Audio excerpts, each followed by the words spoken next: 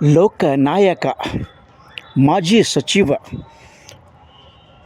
ಅಖಿಲ ಭಾರತ ವೀರಶೈವ ಮಹಾಸಭೆಯ ರಾಷ್ಟ್ರೀಯ ಮಾಜಿ ಅಧ್ಯಕ್ಷ ಭೀಮಣ್ಣ ಖಂಡ್ರೆ ಅವರು ಹಾಡಿರುವ ನಾನು ನೀನೇ ಎಂಬ ಗೀತೆ ಈಗ ಎಲ್ಲೆಡೆ ವೈರಲ್ ಆಗಿದೆ.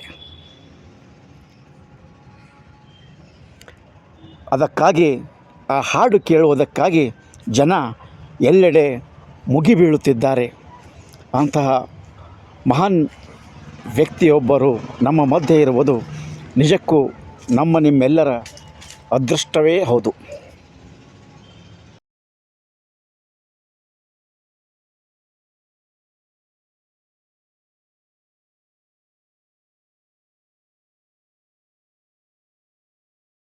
ನಾನು ನೀನೇ,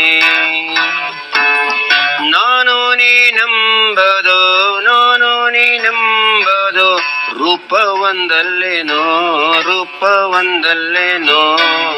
ನಾನು ನೀನೇ, ನೀನು ನಾನೇ, ನಾನು ನೀನೇ.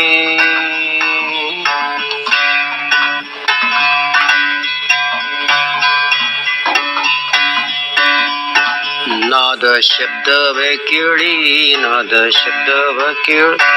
ರಾವಣ ನಾದ ಹಾಡಿನೇ ಪರಮಾತ್ಮನ ಧ್ಯಾನ ಮಾಡಿದ.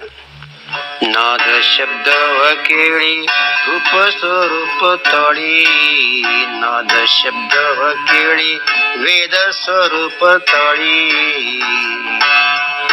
ಶೋಧಿಸಿ ನೋಡಿದರ, ಶೋಧಿಸಿ